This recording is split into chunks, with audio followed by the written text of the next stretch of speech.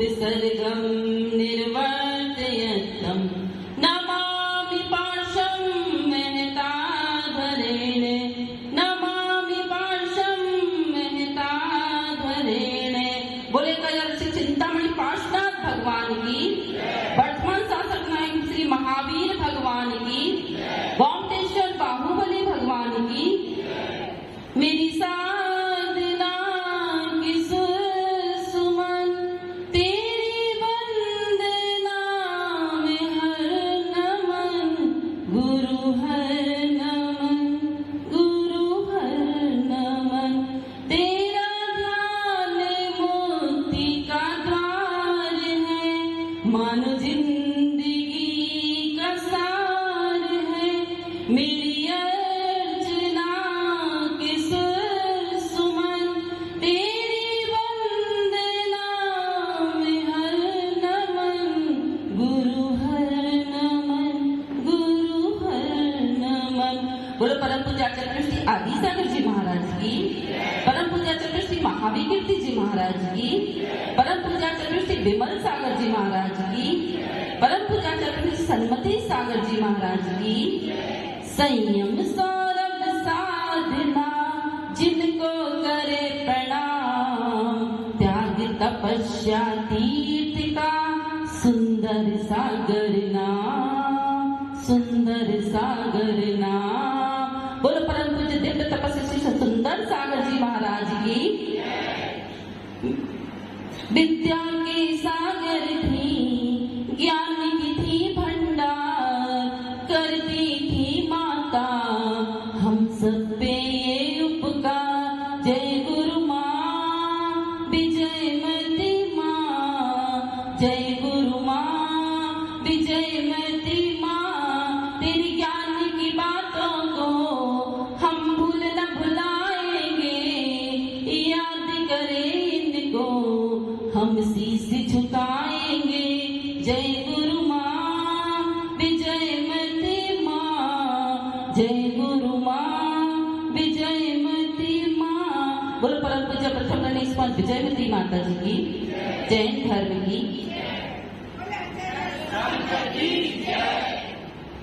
रक्षाबंधन हो गया, सब श्रावक थक गए, राखी बांधते बांधते मायके जाना पड़ता है, तो सब आराम कर रहे। भाई लोग बलवाते बलवाते थक गए, बहनें बांधते बांधते थक गई, इसलिए प्रवचन में आने का टाइम नहीं हुआ। रयन सार में आचार्य कुंद कुंद स्वामी ने एक गाथा में कहा है, सम्मा इट्ठी जीव कालम बोलई वेग नाण भावेणे, मिठा मिच्छा इट्ठी पांचा दुभावा लस कले। जो सम्यक दृष्टि जीव होता है उसका समय ज्ञान और वैराग्य में व्यतीत होता है, और जो मिथ्या दृष्टि जीव होता है उसका समय दूसरों की बुराई करने में, कलह करने में, पंचेंद्रिय के विषय भोगों में व्यतीत होता है। लेकिन मनुष्य एक विवेकशील प्राणी है, मनु की संतान है, मनुष्य के पास ही ये चिंतन है, मनन है, विचारशील प्राणी है कि हमें अपना समय कैसे व्यतीत करना है। लेकिन कहते हैं कि भोजन बहुत अच्छा बना है, लेकिन उसमें अगर नमक नहीं है तो बेकार है। गाड़ी बहुत अच्छी है, लेकिन उसमें अगर ब्रेक नहीं है तो बेकार है। और बहुत अच्छा हॉस्पिटल बना है, लेकिन उसमें डॉक्टर नहीं है तो वो भी बेकार है। और मंदिर अगर बहुत अच्छा बना है, बहुत सुंदर बना है, लेकिन उसमें जिन प्रतिमा विराजमान नहीं है तो वह मंदिर भी बेकार है। इसी प्रकार अगर हम सब लोग स्टेज पर बैठे हैं और आचर्षी नहीं है तो हम सब लोगों को बैठना बेकार है। तो हमारे जीवन में कैसे सुख शांति आए, कैसे हम अपने जीवन में सब कुछ है, लेकिन अगर हमारे जीवन में सुख शांति नहीं है, विवेक नहीं है कि हमें मनुष्य पर्याय मिली है और हमें इसको कैसे जीना है, तो हमारा जीना बेकार है। तो विवेक भगवती आराधना में 5 प्रकार का विवेक बताया है। इंद्रिय विवेक, कसाय विवेक, उपधि विवेक, शरीर विवेक और भक्तपान विवेक। तो राजस्थान में एक कहावत है कि विवेक यानी अकल। अकल कहीं खेत में नहीं मिलती, कहीं बाजार में नहीं मिलती, कहीं जंगलों में, बाग बगीचों में नहीं मिलती। यह विवेक तो हमारे अंदर ही होना चाहिए। हम एक दृष्टांत से समझेंगे कि एक समय की बात है, एक वैद्य जी थे। वह बहुत अनुभवी थे, ज्ञानी थे, विद्वान थे। उनके पास 4-5 शिष्य थे। वो अपने शिष्यों को पढ़ाते लिखाते थे। उनमें एक शिष्य बहुत मंद बुद्धि था, बहुत मूर्ख था। उसको कितना भी समझाओ लेकिन उसकी समझ में नहीं आता था। कहते ना कि भैंस के आगे बीन बनाए, भैंस खड़ी उड़ाए। मतलब वो कितना भी समझाए, काला अक्षर भैंस बराबर है। आपके लिए नहीं कह रहे, आप अपने ऊपर मत लेना, कहानी सुनना। तो एक समय वैद्य जी के लिए गांव के लोग बुलाने आ गए कि वैद्य जी, मेरी माँ की तबीयत बहुत खराब है, आप चलिए देख लेना। तो वैद्य जी चले गए और अपने उस शिष्य को भी साथ में ले गए। अब जैसे ही सेठ जी ने उस बुढ़िया दादी को देखा, उसको दवाई वगैरह औषधि दे दी और जैसे ही वो लौटने लगे तो उस घर की मालकिन दौड़ी दौड़ी आई और कहा, सेठ जी, सेठ जी कहा, वैद्य जी, आप यहाँ सब सेठ जी हैं तो हमको सेठ जी याद आ रहा है। वैद्य जी, तो उन्होंने कहा, वैद्य जी, मेरा ऊंट है, इसके गले में जाने क्या हो गया है, यह कुछ खा पी नहीं रहा है, जरा आप इसको देख लें। तो वैद्य जी ने उस ऊंट को देखा तो उसके गले में इतना बड़ा मतीरा यानी तरबूज, राजस्थान में तरबूज बोलते ना, उसके गले में अटक गया था। तो उसने वैद्य जी ने एक बहुत तेज मुक्का मारा और वह फूट गया और अंदर पेट में चला गया और वह ऊंट स्वस्थ हो गया। तो सब लोग वैद्य जी की बहुत बुरी प्रशंसा करने लगे। कुछ नहीं, बात आई गई हो गई। अब एक बार वैद्य जी बाहर गए हुए थे, उस शिष्य उनके घर पर थे, वहीं आश्रम में था। तो एक व्यक्ति आया कि मेरी माँ के गले में बहुत दर्द है, आप चलिए, आप देख लीजिए। तो शिष्य महाराज चले गए और शिष्य महाराज ने उस बुढ़िया को देखा कि हाँ, इसके गले में तो बहुत सूजन है, बहुत फूला हुआ है। तो शिष्य महाराज ने क्या किया, एक मुक्का मारा और अपना काम कर दिया। और जैसे ही बहुत तेज उन्होंने मुक्का मारा तो वो बुढ़िया राम नाम सत्य हो गई। घर वाले बहुत गुस्सा हुए, सबने उसकी बहुत पिटाई की। बेचारा रोता धोता अपने वैद्य जी के पास आ गया और पूरा वृत्तांत सुनाया। घर वालों ने भी उनसे शिकायत की कि आपका कैसा शिष्य है, मेरी माँ की मृत्यु हो गई। तो वैद्य जी ने उसको बहुत डांटा, उसने क्षमा वगैरह मांगी, बात हो गई। अब दूसरी बार क्या हुआ कि वैद्य जी फिर देखने के लिए गए किसी के घर में। तो उसने कहा कि मेरे पेट में बहुत दर्द है, मुझे बहुत गैस बन रही है, बहुत खट्टी खट्टी डकारें आ रही हैं। तो वैद्य जी ने नाड़ी पकड़ी और कहा, तुमने जरूर कुछ कुपथ खाया है। तो उसने कहा, नहीं, मैंने तो कुछ भी नहीं खाया। तो वैद्य जी ने कहा, नहीं, यह आसपास में मूली के छिलके पड़ गए हुए थे। तो उन्होंने एक अनुमान लगाया, अनुभव लगाया कि तुमने जरूर सबसे ज्यादा मूली का सेवन किया है। तो उसने कहा कि हाँ। तो उसने अपनी गलती स्वीकार कर ली। अब वैद्य जी ने दवाई दे दी। शिष्य महाराज बोले, वैद्य जी, आप बहुत भेदभाव करते हो पढ़ाने में, हमको तो कभी नहीं बताया कि नाड़ी से कैसे पता चलता है कि पथ सेवन किया कि कुपथ सेवन किया है। तो वैद्य जी बोले, अरे ये कोई सिखाने की बात थोड़ी ना है, ये तो अनुभव की बात है। मैंने वहाँ आसपास पड़े हुए छिलकों से पता लगा लिया कि इनने मूली का सेवन बहुत ज्यादा किया है और बता दिया। अब कोई बात नहीं, बहुत दिन बीत गए। फिर एक दिन वैद्य जी बाहर गए थे और उनके वो शिष्य घर पर थे। तो फिर एक जन कि मेरे घर पर चलो, मेरी बेटी की तबीयत बहुत खराब है। तो शिष्य महाराज चले गए और उसकी नब्ज पकड़कर बोले कि अरे तुमने कुछ कुपथ खाया है?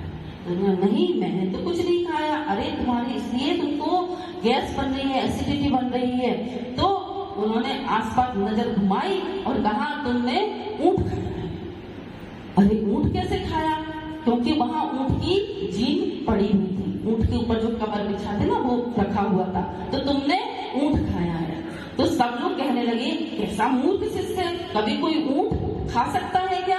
और सबने उसको भगा दिया। अब वह फिर रोता रोता आया और अपने गुरुजी से शिकायत करने लगा, कहने लगा कि आपने तो कहा था, तो वैसे ही मैंने किया, लेकिन मेरी तो हालत खराब हो गई। से बैद जी बोले कि तुम बहुत मूर्ख हो, तुम बहुत अज्ञानी हो, तुम्हें मैं नहीं पढ़ा सकता, तुम जाओ। तो कहने लगा नहीं, बस मुझे माफ कर दो, बस मुझे एक मौका और दे दो। अब कुछ दिन बीत गए तो बैद जी को गांव से बाहर जाना था, तो उन्होंने अपने जाने का प्रबंध किया।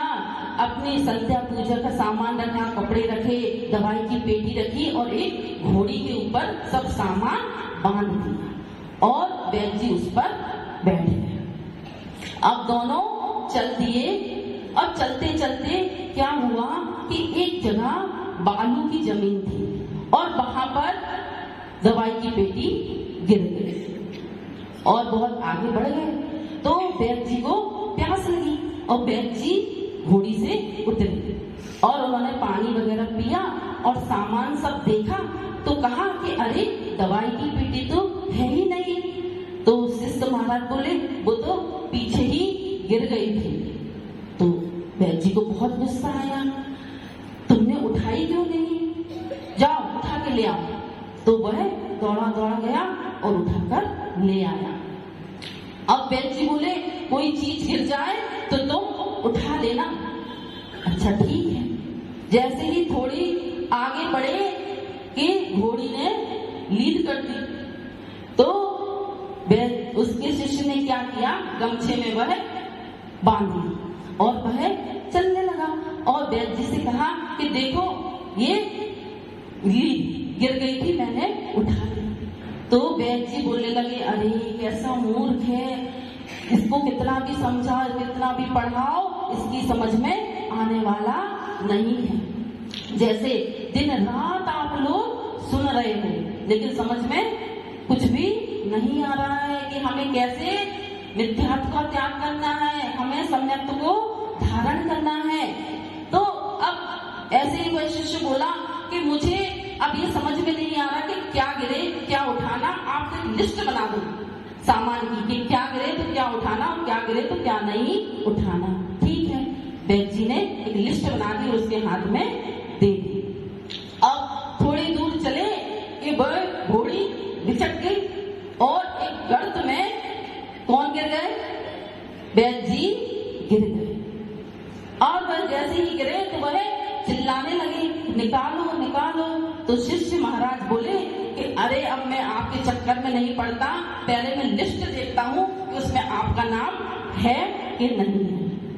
तो उन्होंने लिस्ट निकाली तो उसमें गुरु जी का नाम तो था ही नहीं और वह आगे बढ़ गया। और फिर दूसरा कोई राहगीर आया तो उन्होंने उन बैद जी को बाहर निकाला। तो हमें कितनी हंसी आ रही है उसकी मूर्खता पर और हमें हंसी आती है आप लोगों पर। क्यों कि हम भी तो आपको ऐसे ही समझा रहे हैं कि संसार रूपी गर्त में गड्ढे में आपको नहीं गिरना है, इस संसार से आपको पार होना है।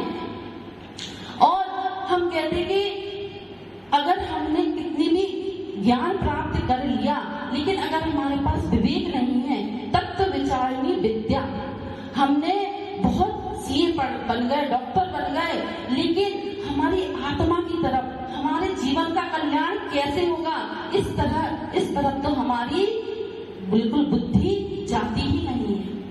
लेकिन हमें यह विचार करना है कि हमारा कैसे कल्याण होगा, हमें कैसे सम्यक दर्शन होगा। सम्यक दर्शन प्राप्त करना हम आपका घर नहीं छुड़ा रहे, हम आपका परिवार नहीं छुड़ा रहे, आप खूब संसार में रहो, लेकिन कैसे रहो? संसार में रहते हुए भी संसार आपके अंदर नहीं आना चाहिए। जैसे हमें नाव पार करना है, अगर नाव के अंदर पानी आ गया तो वो नाव डूब जाएगी ना। इसी प्रकार अगर आपके अंदर संसार ने वास कर लिया तो आपका संसार बढ़ जाएगा। हम कह रहे घर अटैची रखो, लेकिन अटैची के प्रति अटैचमेंट मत रखो, संसार में रहो, संसार के सब कर्तव्य पूरे करो। लेकिन भरत जी घर में कैसे रहते थे? घर में बैरागी बनकर रहते थे। अगर एक दिन भी उनकी शर्तावश्यकों का पालन नहीं होता था तो उन्हें रोना आ जाता था। अगर वो एक दिन भी आहार नहीं दे तो वह रोने लगते थे कि मेरा आज एक शर्तावश्यक का पालन नहीं हुआ। पर ऐसी अंदर से भी पीड़ा, ऐसी अंदर से वो राग आपके अंदर है क्या? तो आप कहोगे कि है ना राग, तो हमें देवशास्त्र गुरु से राग है, माता जी से राग है, महाराज जी से राग है, माला फेरने में राग है, पूजा करने में राग है, स्वाध्याय करने में राग है। हम तो बहुत राग करते हैं, आप लोगों से करते हो, है ना? लेकिन कैसा राग करते हो आप? हमें ये राग भी दो प्रकार का, प्रशस्त राग, अप्रशस्त राग। तो प्रशस्त राग तो हमें करना है, लेकिन वो भी हमें एक दिन धीरे धीरे छोड़ना है।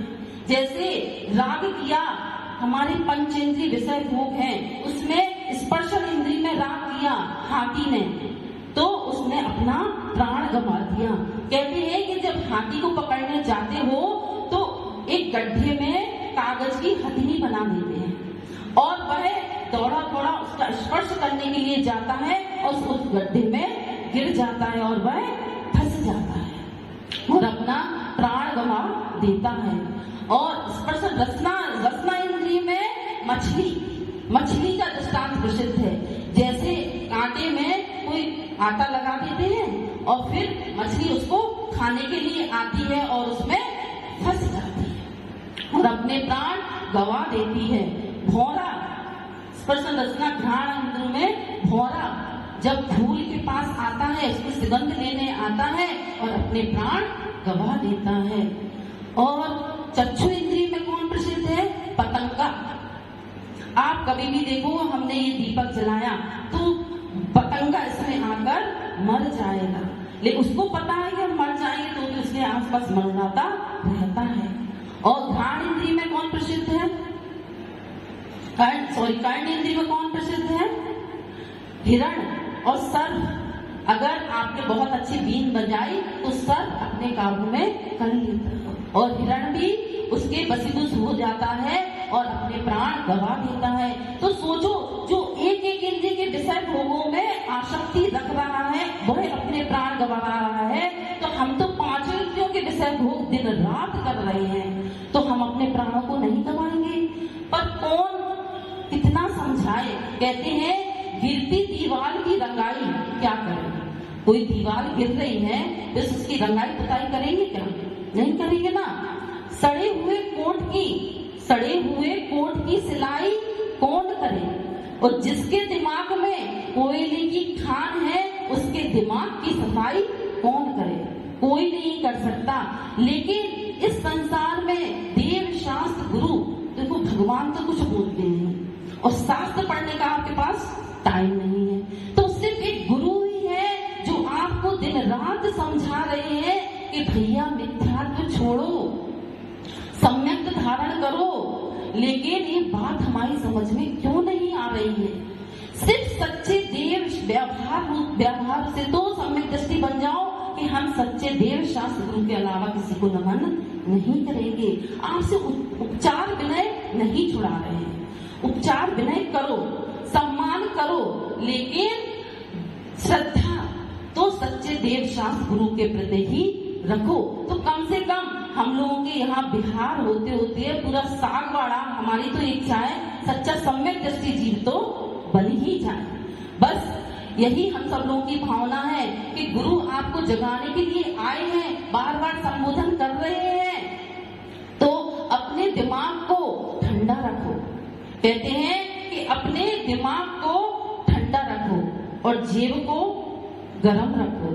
और जुबान को नरम रखो और आंखों में शर्म रखो और दिल में रहम रखो, तो आपके जीवन में अपने आप सुख शांति आ जाएगी। और आज सब जितने भी संसारी प्राणी हैं सब चाहते हैं कि हमारा जीवन सुख शांति से व्यतीत हो। तो जब आप कहे, गुरु ने जो बात कही है उन पर आप श्रद्धा रखोगे, भक्ति रखोगे, तो आपके जीवन में जरूर सुख शांति आएगी। बोले परम पूज्य आचार्य श्री सुंदर सागर जी महाराज की।